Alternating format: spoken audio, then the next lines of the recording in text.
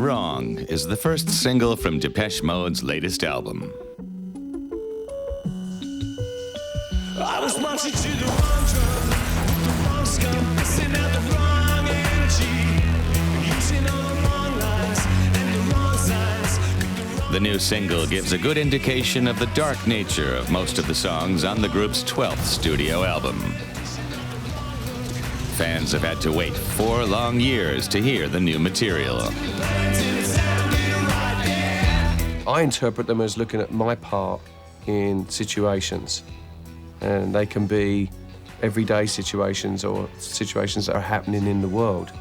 And quite often how I feel about that is how I use my voice. You know, I kind of want to draw you into the song.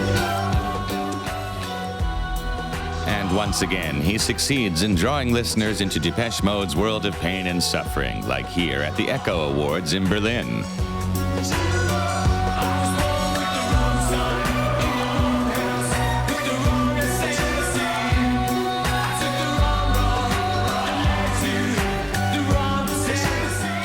While the lyrics have remained constant thematically, their latest album sets new standards for Depeche Mode. I think that this record is different to all of our other records, and maybe they're all slightly different. You know, I think some maybe have a bit more of a you know, kind of a twin feel or something, but not really. I think they all have an identity, and you know, I think that this one just fits in the kind of the history, really. I mean, it seems to fit neatly in with the history of the rest of the stuff that we've done.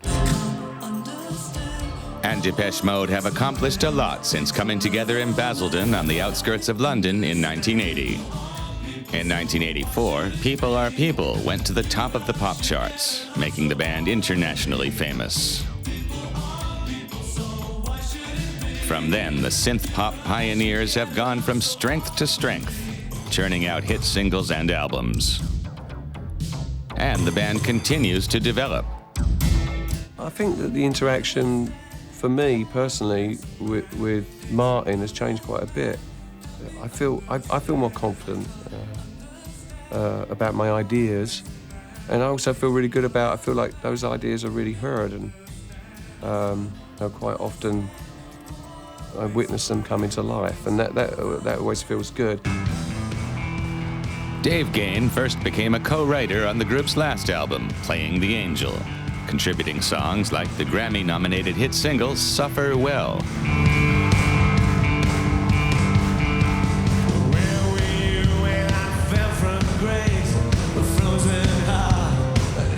And in another departure, this time around, Depeche Mode will only play huge stadiums. For me, there's not really much of a difference once you get beyond a certain number of people at a concert.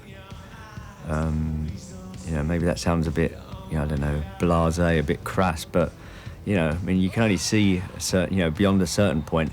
And in some ways, it gets less scary the bigger it goes. When we play warm-up shows, like, you know, when we played at the Roxy, and, you know, there's like 300 people, and there are people like, you know, there looking at, you know, on top of you, watching you play a keyboard or watching you play the guitar and, look, you know, studying your hands. That's far scarier.